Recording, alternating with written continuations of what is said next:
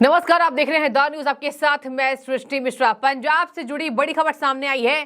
Cabinet मंत्री, पंजाब के cabinet मंत्री आम आदमी पार्टी के अमन अरोड़ा को सुप्रीम कोर्ट ने 2 साल की सजा सुना दी है। और देखिए, ये बड़ी खबर है इस वक्त की। और बता दें आपको कि एक अदालत ने इस पर सजा का ऐलान कर दिया है। ये पूरा मामला 2008 का है और इसी सजा के तहत अन्य और 9 लोगों को सजा हुई है, जिसमें से एक की मृत्यु हो गई है। बात ये यहां सामने आती है, 2008 में इन्होंने अपने बहनोई के घर में घुसकर मारपीट की थी। ये खबर तब सामने आई, तब उन्होंने उनके बहनोई, जिनका नाम जो अभी पूर्व में कांग्रेस के पूर्व जिला अध्यक्ष और जिला बोर्ड के पूर्व चेयरमैन राजेंद्र सिंह राजा, जिनका नाम है, उनका नाम शामिल हो रहा है। और बता दें आपको कि अब राजेंद्र सिंह दीपा अकाली दल के महासचिव पद पर बैठे हुए हैं। तो राजेंद्र सिंह का ये पूरा मामला, और देखिए यहां पर बातचीत की जा रही है लगातार कि जिस तरीके से राजेंद्र सिंह दीपा के घर में घुसकर इन्होंने जिस पर हमला किया था, जिन लोगों के साथ, उन लोगों को भी सजा हुई है और इनके ऊपर गंभीर धाराएं लग चुकी हैं। बता दें आपको, ऐसे में इनकी मेंबरशिप भी जाएगी और इसी के तहत मेंबरशिप जाने के बाद यहां पर आम आदमी पार्टी के कद्दावर नेता पर कार्रवाई होगी। बता दें आपको, 2008 मामले में अमन अरोड़ा को सजा हुई है और कोर्ट ने अमन समेत 9 लोगों को 2 साल की सजा का ऐलान कर दिया है। यहां बता दें आपको कि जिस तरीके से आम आदमी पार्टी लगातार घिर रही है, पहले तो अमन अरोड़ा और दूसरी बात केजरीवाल के ऊपर लगातार इनके नेता सफाई दे रहे हैं। यहां राघव चड्ढा कह रहे हैं कि कोई गंभीर आरोप नहीं है, झूठ बोल रही है। ईडी जो है वो झूठे मामले में फंसा रही है। ये ईडी नहीं है, ये तो बीजेपी ही भेज रही है। हम नहीं डरेंगे, केजरीवाल सरकार के साथ कुछ नहीं होने वाला है। आम आदमी पार्टी के राज्यसभा सांसद राघव चड्ढा ने यह बयान दिया है। राघव चड्ढा लगातार कह रहे हैं कि हमें पता है कि ये पूरा केस फर्जी है। बता दें आपको, सुप्रीम कोर्ट ने 338 करोड़ का मनी ट्रेल बताया था कि हुआ है अस्थायी रूप से। उस पर राघव चड्ढा ने एक चुप्पी नहीं तोड़ी, लेकिन लगातार आम आदमी पार्टी इसको गलत करार देना चाह रही है।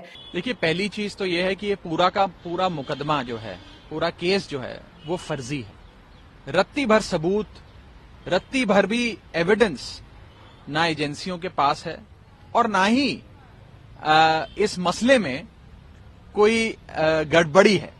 लेकिन सिर्फ आम आदमी पार्टी को और अरविंद केजरीवाल को फंसाने के लिए ये पूरा एक षड्यंत्र रचा गया है। अब आप खुद ही देखिए, पिछले समन्स के जवाब में अरविंद केजरीवाल जी ने लिखकर उन्हें जवाब में सवाल पूछे कि आप मुझे क्यों बुला रहे हैं, बतौर गवाह बुला रहे हैं या बतौर अक्यूज बुला रहे हैं, किस मामले में बुला रहे हैं। कोई उस सवालों का जवाब नहीं आता है। उल्टा एक और समन आ जाते हैं, उसमें भी इन सवालों का जवाब नहीं दिया जाता। और ऐसे समय समन भेजा जाता है जब 1 हफ्ता पहले ही माननीय मुख्यमंत्री जी ने ये घोषित कर दिया था, सबको पता था कि अरविंद केजरीवाल जी 10 दिन के लिए विपस्सना पे जा रहे हैं। वे हर साल जाते हैं, 25 साल से विपस्सना पे जाते हैं, घोषित था। इसका मतलब यह है कि जानबूझकर ऐसे समय समन भेजा गया एजेंसी द्वारा, क्योंकि इनकी नीयत जांच की नहीं है। नीयत अरविंद केजरीवाल को फंसाने की, आम आदमी पार्टी को खत्म करने की है। और वो क्यों है, सवाल यह है। वो इसलिए है क्योंकि भारतीय जनता पार्टी अगर किसी से डरती है तो वो आम आदमी पार्टी से डरती है। इतनी छोटी सी आम आदमी पार्टी 10 साल के अंदर इतनी बड़ी हो गई। 11 सांसद हैं, 2-2 राज्यों में बड़ी सरकारें चल रही हैं। गुजरात में भाजपा के गढ़ में सेंध मारी है, उत्तर से लेकर पश्चिम तक बढ़ती ही जा रही है। इससे भाजपा डरती है और इसी के चलते ये समन भेजे जाते हैं आम आदमी पार्टी को फंसाने के लिए। और आप एक और चीज देखिए, बीजेपी के नेता समन आने से पहले मीडिया में ये घोषित कर देते हैं कि हम अरविंद केजरीवाल जी को समन भेज रहे हैं। समन वाली तारीख पे बीजेपी के नेता प्रेस कॉन्फ्रेंस कर चिल्लाने लग जाते हैं कि अरविंद केजरीवाल जी नहीं आएंगे, आज नहीं आ रहे हैं। तो हमें तो ऐसा लगता है कि ये समन एजेंसी नहीं भेज रही है, ये समन तो बीजेपी भेज रही है।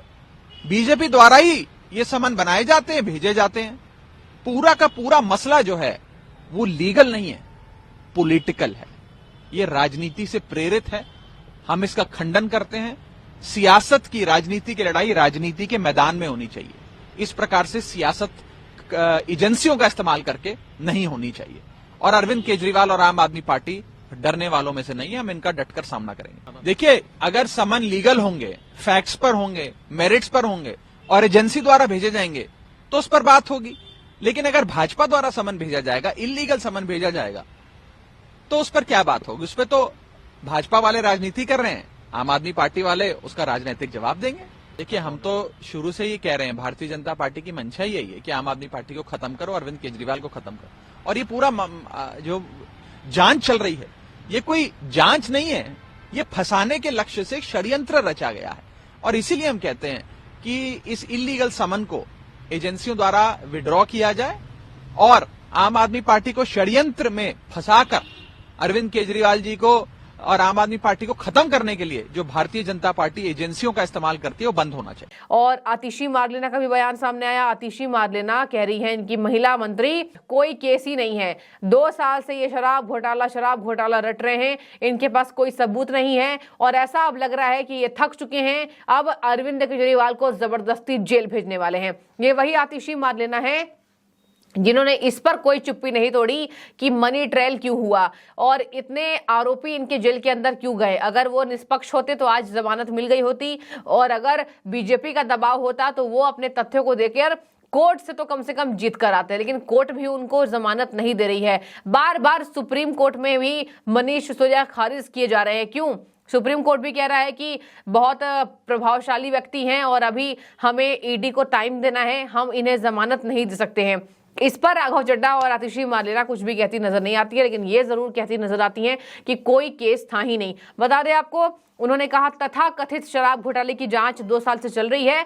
भारत के इतिहास में किसी पॉलिसी की इतनी जांच नहीं हुई इतने लंबे समय तक, आतिशी मार्लेना ने ये कहा है। और इधर मैं आपको बता दूं, 2 साल बाद वो कह रही है कि अफसरों के इतने लगाए जाने के बाद, मतलब इतने अफसर इस केस में लगे हुए हैं तब भी कुछ नहीं हुआ। हम तो जानते हैं कि शराब घोटाला नहीं हुआ है, ये कोई बात हुई? यहाँ पर इतने मुद्दे मिले हैं, इतने तथ्य मिले हैं, सुकेश चंद्रशेखर ने भी कई ऐसे पत्ते खोले हैं और इनके आबकारी नीति में दिनेश अरोड़ा का भी बड़ा नाम सामने आया, चार्जशीट में संजय सिंह का नाम होना। ये तमाम बातों के बाद भी आम आदमी पार्टी ये लगातार कहती है कि हम जानते हैं कोई घोटाला नहीं हुआ है। उन्होंने कहा इसके बावजूद एक के बाद आपके नेताओं को गिरफ्तार किया जा रहा है और अब सीएम को गिरफ्तार करने की साजिश है, मतलब चीफ मिनिस्टर को, मुख्यमंत्री को।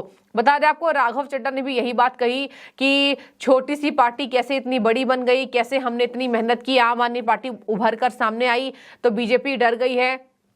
हम जानते हैं कि हमारा केस फर्जी है, हमारे ऊपर जो केस चल रहा है आम आदमी पार्टी का, और कुछ नहीं होने जाना है, बीजेपी की इसमें करारी हार होगी। बता दें आपको, शराब घोटाले में अरविंद केजरीवाल को दूसरी बार ईडी का समन जारी किया गया, लेकिन वो नहीं गए। उन्होंने कहा कि मैं विपश्यना के लिए जा रहा हूं। विपश्यना एक योग शक्ति होती है, अपने आप को आंकने का समय होता है, और जो अरविंद केजरीवाल पंजाब में कर रहे हैं, पंजाब में उनके ऊपर कई ऐसे आरोप अकाली दल लगाती है। अकाली दल कहती है कि पंजाब आ जाते हैं और खर्च कर आते हैं पंजाब के पैसे। कैसे उन्हें भगवंत मान को केजरीवाल का ड्राइवर कह दिया गया था, पायलट कह दिया गया था, क्योंकि भगवंत मान विमानों में केजरीवाल के लिए खर्च करते हैं पंजाब के पैसे, और यही वजह है कि पंजाब का कर्ज लगातार बढ़ता ही जा रहा है। कई हजार करोड़ का कर्ज, 50,000 से भी ज्यादा का कर्ज पंजाब के मत्थे चढ़ चुका है। तो देखिए, अगर बात की जाए तो एक एक कड़ी केजरीवाल से जुड़ रही है, और यहाँ पर अमन को सजा होना यह भी दिखा रहा है कि आम आदमी पार्टी में लगातार यहाँ पर आम आदमी पार्टी की मुश्किलें बढ़ रही हैं। बता दें आपको, अमन अरोड़ा के पास अदालत में जाने का प्रोविजन है। 2 साल की सजा होने के कारण उन्हें जमानत मिल सकती है। अगर जमानत नहीं मिलती है तो उन्हें जेल जाना पड़ेगा, और एक विधायक होने के कारण उनकी मेंबरशिप भी जा सकती है। तो आम आदमी पार्टी के विधायक हैं, कैबिनेट में शामिल हैं, और ये 2008 का घरेलू मामला है। उनके बहनों के ऊपर उन्होंने हमला किया था, 9 लोग शामिल थे, जिनमें से 1 की मृत्यु हो गई है, तो 8 अन्य लोगों को भी ये 2 साल की सजा सुनाई गई है। और आपको बता दें, जानकारी के अनुसार दोषियों में से 1 की मौत हो गई है, और ये अपने बहनोई जो कि फिलहाल अकाली दल में महासचिव के पद पर हैं, जिनका नाम मैंने आपको बताया, और अकाली दल में सचिव के पद पर बैठे हुए हैं। और बता दें आपको कि अमन अरोड़ा के ऊपर धारा 452, 323 के तहत इन्हें सजा मिली है। और इसी के साथ 2 नेताओं का सामने आया, एक अमन अरोड़ा और एक हो गए आपको राजेंद्र सिंह दीपा, जो है वो अकाली दल के महासचिव पद पर बैठे हुए हैं, और ये दोनों उस वक्त 2008 में कांग्रेस में शामिल थे। तो कांग्रेस से एक आम आदमी पार्टी में और एक अकाली दल में। तो देखिए यहाँ पर बातचीत की जाए तो लगातार आम आदमी पार्टी की मुश्किलें हर जगह से बढ़ती नजर आ रही हैं और आम आदमी पार्टी की मुश्किलें सबसे ज्यादा तब बढ़ गई जब केजरीवाल समन पर नहीं जा रहे हैं। तीसरी बार समन जारी होने पर गिरफ्तारी हो सकती है।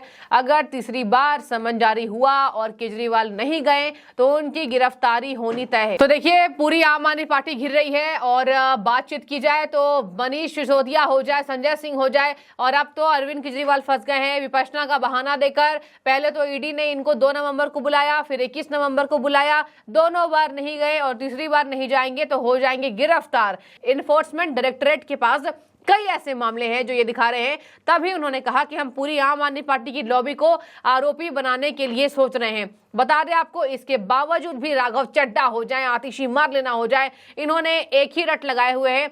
2 साल से तथाकथित घोटाले की जांच चल रही है, एक भी पैसा नहीं मिला। मतलब बेशर्मी की हया होती है।